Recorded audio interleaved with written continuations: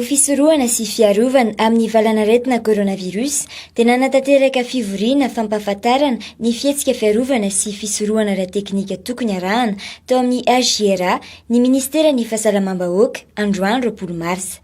Niarahana tamin'ireo mpitsabo eny amin'ny sehatry ny fitsaboana tsy miankina ity fivoriana ity ary nentina nampitoviana ny tadin-dokanga eo amin'ny fihetsika sy fisorohana tokony atao.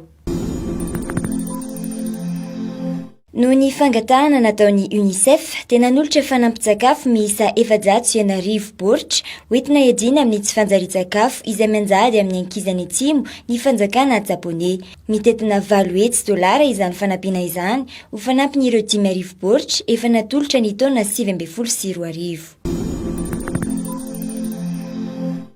Foana avokoa ny filazana fampitandremana noho ny abetsahany rotsakorana izay navoaka ny teo anivon'ny sampandraharaha famantarana ny toetrandro omaly 17 Martsa. Nanambara ny teknisiana teo anivon'ity sampandraharaha ity fa nisy ihany ireo faritra sasany nahitana oram-baratra omaly alina saingy tsy ahina hitera-doza izany.